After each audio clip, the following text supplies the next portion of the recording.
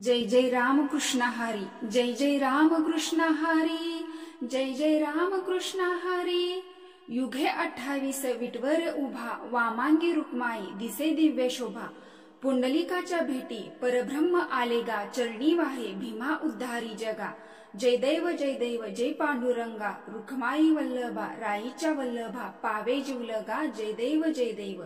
नमस्कार मैत्रिणींनो, मी तुमचे सर्वांचे पुन्हा एकदा आपल्या आजच्या आध्यात्मिक शिवपुराण व्हिडिओमध्ये मनापासून स्वागत करते। आजचा आपला विषय आहे पांडुरंग विठ्ठल विठू माऊली या पंढरपुरामध्ये का आले। भगवान श्रीकृष्ण द्वारकेतून पंढरपुरात पुंडलिकास भेटण्यास का आले, तसेच पंढरपुराला दिंडीरवन हे नाव कसे पडले, का पडले, त्याच्या मागची कथा काय आणि पुंडलिकाची कथा काय, या गोष्टी आज आपण छोट्याशा व्हिडिओमध्ये सविस्तर पाहणार आहोत। तर आपण जी सविस्तर माहिती पाहणार आहोत ती स्कंद पुराण, पद्म पुराण आणि श्रीमद भागवत गीता या ग्रंथातून खास करून करणार आहोत। या दोन पुराणामध्ये पांडुरंग महात्म्याचे वर्णन आहे आणि त्या ठिकाणी या सुंदर कथांचे वर्णन करण्यात आलेले आहे। आपल्या सर्वांना माहित आहे की माता रुक्मिणी आपल्या महाराष्ट्राच्या कन्या आहेत। विदर्भामध्ये राजा भीष्मकांची कन्या रुक्मिणी तिने भगवान श्रीकृष्णाबद्दल खूप काही ऐकलं, त्यांच्या दिव्य लीलांचे श्रवण केलं आणि तिच्या हृदयामध्ये दिव्य इच्छा जागृत झाली की मी विवाह करेन तर भगवान श्रीकृष्ण सोडून मी दुसऱ्या कुणाशीही विवाह करू शकत नाही। ते दिव्य प्रेम, नित्य प्रेम आहे। भगवंतांच्या अंतरंगा शक्ती आहेत रुक्मिणी माता आणि त्यांचे ते प्रेम जागृत झालं आणि त्यांनी महाराष्ट्राची कन्या आहे एक प्रेमपत्र एका ब्राह्मणाकरवी ते भगवान श्रीकृष्णांना पाठवलं की तुम्ही या आणि माझा अपहरण करा, कारण माझा बंधू जो रुक्मी आहे तो माझं लग्न आपल्याशी माझा विवाह करणार नाही। त्याची इच्छा होती की शिशुपालाशी रुक्मिणीचा विवाह व्हावा आणि रुक्मिणी मातेने भगवान श्रीकृष्णांना पत्र लिहिले की या ठिकाणी येऊन या दुर्गा मातेच्या मंदिरापाशी इथे योग्य पद्धतीने तुम्हाला सोपं जाईल अपहरण करण्यासाठी संपूर्ण आराखडा माता रुक्मिणीने भगवान श्रीकृष्णांना लिहून दिला। त्या पत्रामध्ये सांगितले की कशा प्रकारे माझे अपहरण करा आणि खूप असं सुंदर श्रीमद भागवत गीतेमध्ये 52व्या 53व्या अध्यायामध्ये वर्णन आहे। तुमच्याबद्दल ऐकून माझ्या हृदयामध्ये ओढ निर्माण झालेली आहे, त्यामुळे तुम्ही या आणि माझं अपहरण करा। आणि भगवान श्रीकृष्णांची इच्छा होती की माता रुक्मिणीला त्यांची पत्नी म्हणून करावं। तेव्हा भगवान श्रीकृष्ण आणि माता रुक्मिणीचं हरण केलं आणि त्यांना घेऊन द्वारकेमध्ये आले आणि तिथे त्यांचा विवाह झाला। पण विवाह झाल्यानंतर सुद्धा भगवान श्रीकृष्ण यांच्या ज्या बालपणीच्या लीला होत्या वृंदावनात जवळपास 11.5 वर्ष भगवान श्रीकृष्ण राहिले आणि त्या वृंदावनातील मधुर लीला आणि तिथल्या भक्ताप्रती जे प्रेम भगवंताच्या हृदयात होतं आणि खास करून ज्या वृंदावनातील गोपी आहेत आणि श्रीमती राधाराणी यांच्याबद्दलचे प्रेम होतं भगवंताच्या हृदयामध्ये, ते काहीसे दिव्यच होतं। त्यामुळे जरी ऐश्वर्यशाली द्वारकेमध्ये भगवान श्रीकृष्ण राहत असले तरी मधुर लीलांचं वृंदावनातील त्यांना नेहमी स्मरण व्हायचं। आणि असंच वर्णन एकदा भगवान श्रीकृष्णांच्या इच्छेखातर स्मरणाद्वारे श्रीमती राधाराणी स्वतः द्वारकेत प्रकट झाल्या आणि अनेक वर्षानंतर भेटल्यामुळे भगवान श्रीकृष्णाने त्यांना अतिशय जवळ बसवून घेतलं आणि ते हितगुज करू लागले, बोलू लागले। आणि त्याच वेळी नेमकी रुक्मिणी माता त्या महालामध्ये प्रविष्ट झाली आणि तिने पाहिलं की अशा प्रकारे त्यांचे पती भगवान श्रीकृष्ण हे श्रीमती राधाराणी सोबत एका आसनावरती बसलेले। तेव्हा रुक्मिणी माता ही रुसली, तिला खूप वाईट वाटलं की मी असं प्रेम भगवान श्रीकृष्णांना देऊ शकत नाही। त्यामुळे ती तपश्चर्या करण्यासाठी रुसून गेली आणि म्हणाली पुन्हा भगवंताचे प्रेम असं प्राप्त व्हावं म्हणून ती जेव्हा पत्नी रुसते तेव्हा कुठे जाते तर माहेरी जाते। मग रुक्मिणी माता माहेरी आल्या म्हणजेच महाराष्ट्रात आल्या, पण त्या विदर्भात नाहीत गेल्या, त्या आपल्या इथे आल्या आणि ते दिंडीरवनामध्ये येऊन तपस्या करू लागल्या। तर हे दिंडीरवन म्हणजे या आपलं पंढरपूर। तर भक्तजन हो, पंढरपुराचं नाव हे दिंडीरवन, तर या दिंडीरवनाला पंढरपूर पडण्यामागे कथा आहे। पूर्वी एक दिंडीर रब नावाचा एक महादैत्य होता। हा खूप क्रूर अक्रार असा दैत्य होता आणि त्याने आधी खूप तपश्चर्या करून वेगवेगळ्या देवी देवतांना प्रसन्न करून त्यांच्याकडून खूप सारे वरदान प्राप्त करून घेतले आणि त्यांची प्रवृत्ती पहा, ज्याच्याकडून वरदान मिळवलं त्यांना त्रास द्यायला सुरुवात केली। त्या देवी देवतांना त्रास द्यायला सुरुवात केली होती। 14 वर्षांना त्रास द्यायला त्याने सुरुवात केली। त्यावेळी सर्व देवी देवता त्रासलेले होते। त्राही त्राही आमचं रक्षण करा म्हणून इंद्रदेवाकडे केले आणि इंद्रदेव सर्व देवी देवतांना घेऊन नेहमीप्रमाणे गेले भगवान विष्णूंकडे, कारण सर्व भक्त आहेत भगवंताचे। जेव्हा समस्या येतेच तेव्हा सर्वजण भगवंताकडे जातात, मग तो माणूस असो किंवा देवी देवता असो। भगवान श्रीकृष्ण विष्णूकडे गेले आणि त्यांना प्रार्थना करू लागले की आम्हाला वाचवा। हा दिंडीर रौदैत्य महादेव खूप क्रूर आहे, अक्राळ आहे, तो सर्वांना त्रास देत आहे। आणि भगवान विष्णूंची प्रार्थना केल्यानंतर भगवान विष्णूंनी त्यांना आश्वासन दिले की ठीक आहे, काळजी करू नका, मी सर्व काही करेल। मी एका रूपामध्ये प्रकट होईल। माझ्या अंशामध्ये राजा श्रीचंद्र यांच्या घरामध्ये मी मल्लिकार्जुन या नावाने प्रकट होईल। तेव्हा राजा श्रीचंद्र ही तपश्चर्या करत होते। भगवान शिवांना त्यांनी प्रसन्न करून घेतलं आणि भगवान विष्णू सारखा एक पुत्र व्हावा अशी प्रार्थना केली। तेव्हा भगवान शिवशंकरांनी आपल्या प्रिय भक्ताला वरदान दिलं आणि त्यावेळेस भगवान विष्णू त्यांच्या एका अंश अवतारामध्ये या राजा श्रीचंद्र यांच्याकडे पुत्र म्हणून अवतरले आणि मल्लिकार्जुन असं त्यांचं नाव होतं। आणि एकदा 20 वर्षाच्या असताना एकदा शिकारीसाठी वनामध्ये गेले, तेव्हा तिथे त्यांना दिंडीर रौदत्त त्यांना दिसला आणि त्यांच्यामध्ये घमासान युद्ध झालं। असं वर्णन आहे की वर्षानुवर्ष ते युद्ध चाललं आणि त्यानंतर त्या महाभयंकर युद्धानंतर एका लोखंडी गदेने या मल्लिका अर्जुन भगवान विष्णूंचे अंश अवतार होते, त्यांनी त्या दिंडीरवा नावाच्या दैत्याच्या डोक्यावर प्रहार केला आणि त्यावेळेस त्या दिंडीरवाने आपले प्राण त्यागले। पण प्राण त्यागत असताना दिंडीरवन मोठ्या हरी हरी त्यांच्या हृदयातून आवाज आला आणि त्याने भगवंताला पुकारले, हरी हरी। त्याच क्षणी भगवान श्री हरी विष्णू त्यांच्या पूर्ण रूपामध्ये त्याच्यासमोर प्रकट झाले आणि त्यांनी विचारले की तू माझ्या नावाचा धावा केलेला आहेस, तू काय हवे ते माग। तेव्हा दिंडीरवनाने वरदान मागितले। तो म्हणाला की ही जागा माझ्या नावाने सिद्ध व्हावी आणि इथे आपला वास असावा। तेव्हा भगवंतांनी त्याची इच्छा पूर्ण केली।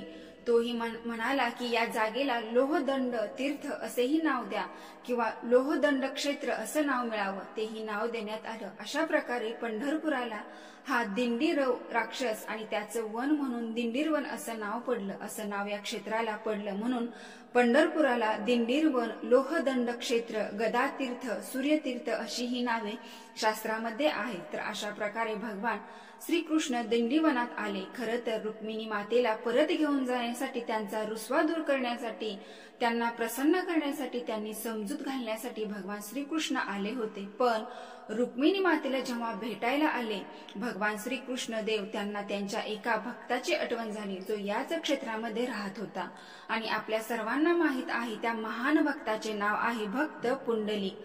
पुंडलिकास दर्शन देण्यासाठी भगवान श्रीकृष्ण त्या ठिकाणी पुंडलिकाच्या घरापाशी, पण ते पुंडलिक कोण आहे तर याचाही वर्णन पुराणामध्ये करण्यात आलेले आहे। भक्त पुंडलिक यांच्या जीवनाची कथा सांगण्यात आलेली आहे। या लोहदंड क्षेत्रामध्ये किंवा दिंडीरवनामध्ये या ठिकाणी आज पंढरपूर आहे, त्या ठिकाणी एक खूप पवित्र, खूप शुद्ध मनाचे भगवत भक्त असे ब्राह्मण ज्यांचं नाव होतं जानुदेव आणि त्यांच्या पत्नीचं नाव होतं सत्यवती हे राहत होते आणि पुंडलिक हे त्यांचे पुत्र। खरं तर त्यांचे नाव पुंडरीक आहे। शास्त्रामध्ये पुंडरीक उभाच्य असे वर्णन आहे। त्यानंतर पुंडरीकाचं पुंडलिक असे झाले। र आणि ल हा भेद संस्कृत मध्ये आहे। रच्या ठिकाणी ल असे वापरण्यात आले। पुंडलिक हे जानुदेव आणि सत्यवती यांचे पुत्र होते। जरी पांडुरंग त्यांच्या भेटीसाठी आले असले तरी ते लहानपणी ते अत्यंत वाईट स्वभावाचे, आई वडिलांना खूप त्रास द्यायचे, त्यांचे ऐकायचे नाही, त्यांचा अपमान करायचे, आई वडिलांचे धन त्यांची पूर्ण वाया घालवलं, त्यांनी खूप त्रास दिला आई वडिलाला आणि अजिबात त्यांचं ऐकत नाही।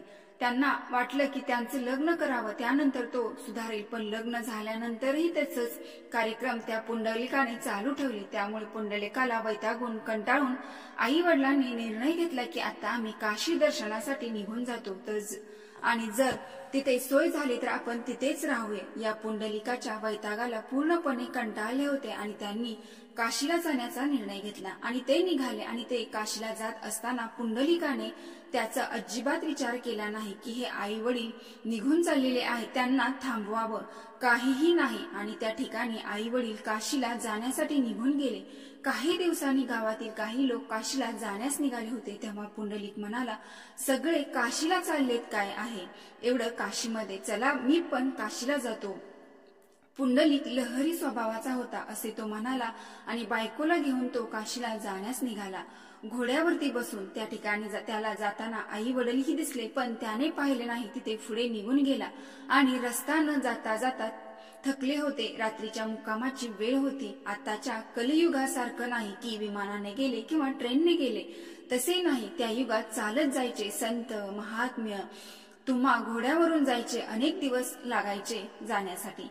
तेव्हा एके दिवशी मुक्कामासाठी थांबण्यासाठी पुंडलिक आणि त्याची बायको इकडे तिकडे बघत होती. तेव्हा त्यांना तिथे एक आश्रम दिसले. तेव्हा पुंडलिकाने विचार केला की या आश्रमामध्ये आजचा मुक्काम करावा. तेव्हा तिथे पुंडलिकाने पाहिले की सुंदर असे आश्रम आहे. त्यांनी माहिती काढली की ते आश्रम कोणाचे आहे. ते होते आश्रम कुकुट मुनींचं. तर या कुकुट मुनींची शास्त्रामध्ये खूप वर्णन चर्चा सुद्धा आहे. महान असे भगवत भक्त होते, त्या आश्रमामध्ये राहत होते. आता पुंडलिक त्या कुकुट मुनींच्या आश्रमात आले. त्यांच्याशी थोडाफार वार्तालाप केला की काय आहे, काशीला जाण्यासाठी रस्ता कुठून आणि कसा आहे. तेव्हा कुकुट मुनी म्हणाले, मी काशीला केव्हा गेलो नाही, मी इथेच राहतो. तेव्हा पुंडलिक थोडासा लहरी स्वभावाचा असल्यामुळे त्या ठिकाणी कुकुट मुनीचा थोडासा अपमान केला आणि तरीही त्यांनी तिथे राहण्याची व्यवस्था केली आणि तो तिथे झोपी गेला.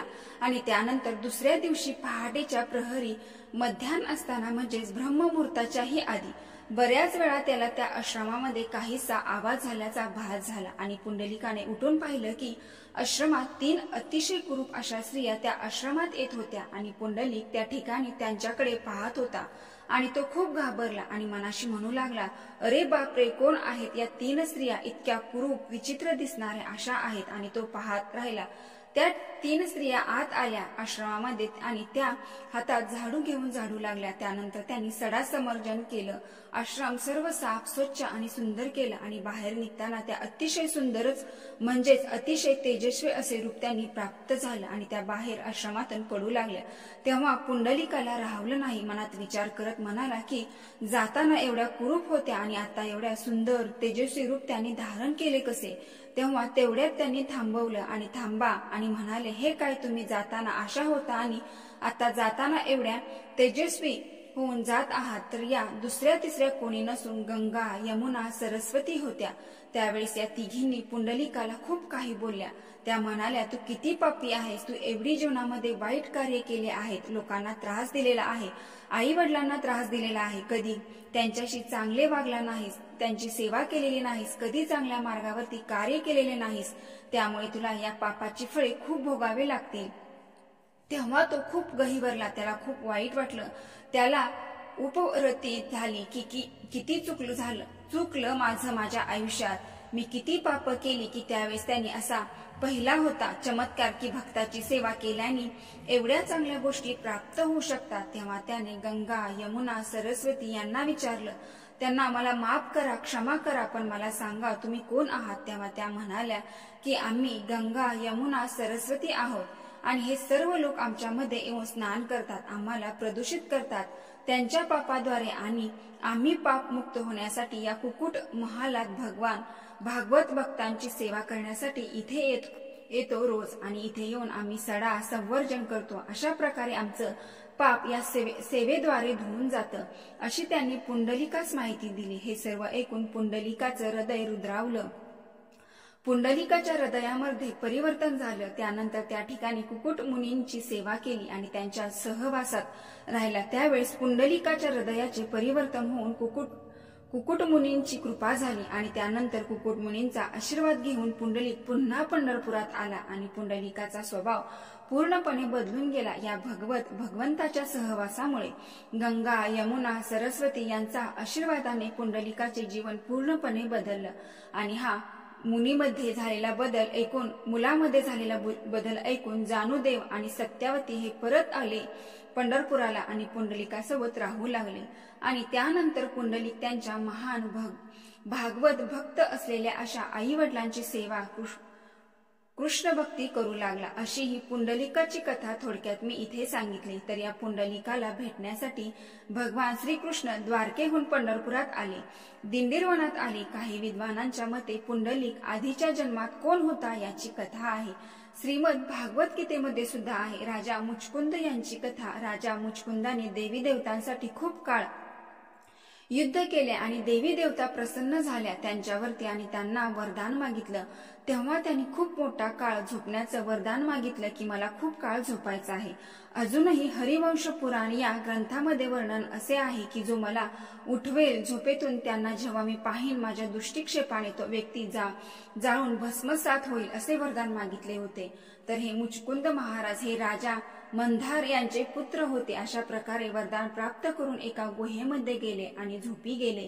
त्याच वेळेस तेव्हा तिथे भगवान श्रीकृष्णावर जरासंध हा आक्रमण करत होता। तेव्हा कालयवनाला घेऊन त्या दैत्याला घेऊन भगवान श्रीकृष्णावर आक्रमण केले। थोडक्यात सांगायचं झालं तर कालयवन हा भगवान श्रीकृष्णाचा पाठलाग करायला लागला। तेव्हा भगवान श्रीकृष्ण चालत चालत त्या गुहेमध्ये आले। त्याचा पाठलाग करत तो दैत्य येत होता। तेव्हा त्या गुहेत भगवान श्रीकृष्ण आल्यानंतर त्यांनी त्याचा शेला झोपलेल्या मुचकुंदावर पांघरला आणि ते लपून बसले। अशा प्रकारे तेव्हा तिथे काले येऊन आला। त्याला वाटलं की हे भगवान श्रीकृष्ण आहेत, मला घाबरून पळून आलेत गुहेमध्ये आणि झोपी गेलेत आणि त्या दैत्यांना जोरदार लाथ मारली त्यांच्या कंबरट्यावर आणि ते झोपलेले होते। मुचकुंद महाराज उठले आणि त्यांच्या दृष्टिक्षेपाने कालयवन दैत्य भस्मसात झाला। तेव्हा भगवान श्रीकृष्णाला मुचकुंद महाराज सुंदर अशी प्रार्थना करतात। त्यावेळेस भगवान श्रीकृष्ण म्हणतात काय वरदान हवे आहे। तेव्हा ते म्हणाले माझ्या समोर तुम्ही इथे राहा, मी तुमचा दर्शन घेऊ इच्छितो। तेव्हा भगवान श्रीकृष्ण म्हणाले तुझ्या पुढच्या जन्मामध्ये तुझी इच्छा पूर्ण करेल। अशा प्रकारे काही विद्वानांच्या मते हे पुंडलिक होते, तेच त्यांच्या पूर्वीच्या जन्मी आधीच्या जन्मी राजा मुचकुंद आणि राजा मुचकुंद हे पुंडलिकाच्या रूपामध्ये पुढच्या जन्मी त्यांनी या दिंडीरवनात मध्ये जन्म घेतला। बघा भगवान श्रीकृष्ण आले होते रुक्मिणी मातेचा रुसवा घालवण्यासाठी, पण इथे आले ते पुंडलिकाला भेटण्यासाठी आणि पुंडलिकास दर्शन दिले। त्यांचे वर्णन आहे खूप सुंदर। पुंडलिक पाठ मोरा बेसला चरण धूत मातेचा, कोटी सूर्याची प्रभा तेसा लक्ष्मी नारायण उभा, ती वर्णिता शोभा वेदशास्त्र अतर्का, तो पुंडलिक घाबरला म्हणे एवढा प्रकाश कैसा पडला, म्हणून अवलोकू लागला तो देखीला भगवंत, तव हाती पित्याचे चरण तेथुनी केले हरीस नमन, मग वाम हस्ते करून वीट नीट टाकली बसावया। बघा याचं किती छान वर्णन केले आहे। ज्यावेळेस पुंडलिक दरवाजाकडे पाठ करून बसले होते तेव्हा तिथे कोटी कोटी सूर्याचे तेज त्या ठिकाणी प्रकट व्हावे असे सूर्यप्रकाशाची किरणे पडली त्याच्या खोलीमध्ये।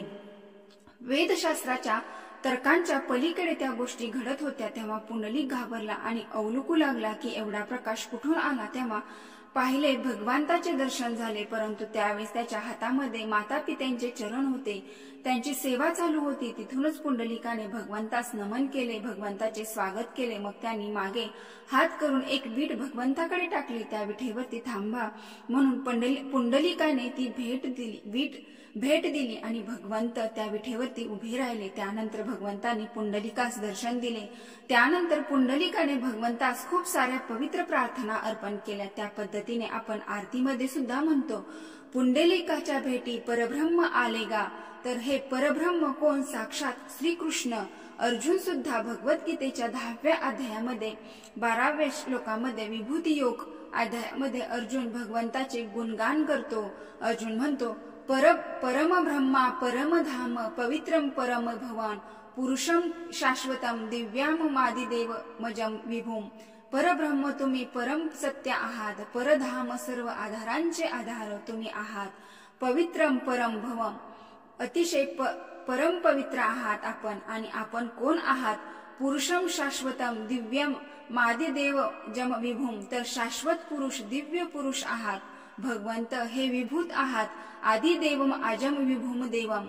ब्रह्म ही आपण आहात, मी आध्यात्मिक व्यक्तिमत्व आहे, मी हे शरीर नाही, पण भगवंत परब्रह्म आहेत। आपण परब्रह्म नाहीत, आपण अनुचित भगवंत विभूचित, भगवंत विभू आहेत आणि त्या भगवंताचे आपण अंश आहोत, म्हणून आपणही सच्चिदानंद आहोत। तर अशा प्रकारे हे दिव्य पुरुष, आदिपुरुष, पूर्ण पुरुषोत्तम भगवान श्रीकृष्ण हे स्वयं हे त्यांच्या भक्ताला भेटण्यासाठी, पुंडलिकाला भेटण्यासाठी या पंढरपुरामध्ये दिंडीरवनामध्ये आले। पुंडलिक वरद हरी विठ्ठल, पुंडलिकाला वरदान देणारे हे विठ्ठल हरी यांचा जयघोष वारकरी आणि विठ्ठलाचे सर्व भक्त करतात। स्कंद पुराणामध्ये खूप सुंदर असं वर्णन आहे। भगवंत आणि पुंडलिक यांचा संवाद आहे, खूप सुंदर अशी प्रार्थना आहे, खूप सुंदर अशी भगवंतांचे वर्णन आहे। आपण थोडक्यात बघणार आहोत। भगवान श्री हरी विठ्ठल, भगवान श्रीकृष्ण पुंडलिकाला म्हणाले, तुला वर प्रदान करण्यासाठी आलेले आहे। पुंडलिक, तुझ्या प्रती द्वारे मी इथे प्रकट झालेलो आहे। माझ्या प्रती तुझ्या हृदयामध्ये जे प्रेम आहे त्यामुळे इथे मी प्रकट झालो आहे। आई वडिलांची जी तू मनापासून सेवा करत आहे, जे महान भागवत भक्त आहेत त्यांच्या आराधना, त्यांच्या सेवेद्वारे मी प्रसन्न आहे, याबाबत कुठलाही संशय नाही। तुला कुठले वरदान हवे आहे ते माग। तेव्हा त्यांच्या एका श्लोकामध्ये भक्त पुंडलिक भगवान श्री हरी विठ्ठल यांना म्हणतात, भगवान मी तुम्हाला कुठलाही वर मागत नाही, म्हणजे भौतिक स्तरावर मला कुठलाही वर नकोय। जे विषय इंद्रिय विषय आहेत, क्षणभंगूर आहेत, आज आहेत उद्या नाहीत, भौतिक स्वरूपावरच सुख हे क्षणभंगूर आहे, मी त्यांची इच्छा करत नाही। तुम्ही प्रसन्न झालेला आहात, तर जेव्हा कल्पवृक्ष तुमच्यावर प्रसन्न झालेला असेल, कुष्माकांड म्हणजे भोपळा कोण मागेल, तेव्हा एखादा दुर्लभ मूर्ख मनुष्य वर असा मागेल। तुम्ही कल्पवृक्षाप्रमाणे आहात। तुम्ही जेव्हा भेटाल तर भौतिक स्तराच्या छोट्या छोट्या गोष्टीची काहीच गरज नाही। हा भक्ताचा भाव आहे। हाच भाव भक्त पुंडलिक भगवंतासमोर व्यक्त करतात, अशी प्रार्थना करतात। भौतिक स्तरावरती त्यांनी कुठलाही वर मागितला नाही, तरीही त्यांनी वर मागितला भगवंतांना। ते म्हणाले, ज्याप्रमाणे तुम्ही तुमच्या या सुंदर दिव्य दर्शनाने माझा उद्धार केलेला आहे, तसाच उद्धार तुम्ही सर्व जीवात्म्यांचा करा। तुम्ही इथेच उभा राहा या दिंडीरवनामध्ये, या पंढरपुरामध्ये, आणि तुम्हाला भेटण्यास येणाऱ्या सर्व जीवात्म्यांचा असाच उद्धार करा। देवांनाही दुष्प्राप्य अशी आपली कृपा करा।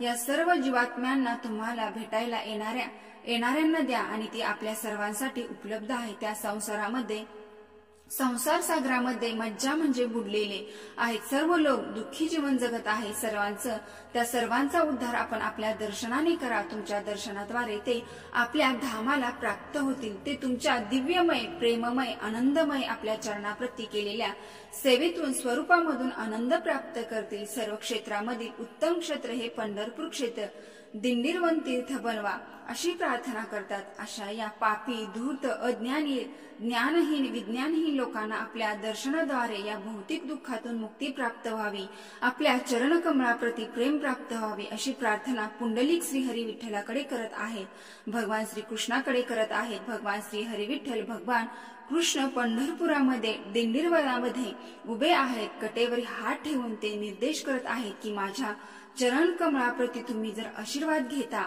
माझ्या भक्ती मार्गावर लागला, तर हा संसार सागर हा फक्त कमरे एवढाच राहील, तर तुम्हाला त्याला पार करू शकाल, असे भगवान श्रीकृष्ण सांगत आहेत। तर या ठिकाणी भक्तजन हो, प्रत्येक जण फक्त आई वडिलाची सेवा करायला पाहिजे असं काही नाही। आपल्या परम भक्ताची, परम पित्याची, परम भगवंताची सेवा ही केलीच पाहिजे। आजचं युग हे श्रद्धेचे, विश्वासाचे आणि प्रत्येकावर भगवंतावर विश्वास ठेवण्याचे युग आहे। त्यामुळे आई वडिलाबरोबर आपल्या भगवंताची ही सेवा, आराधना केलीच पाहिजे। तर मैत्रिणींनो, व्हिडिओ पूर्ण माहिती आवडली असेल तर आपल्या चॅनलला एक लाईक करून कमेंट बॉक्समध्ये जय हरी विठ्ठल नक्की टाईप करा। धन्यवाद।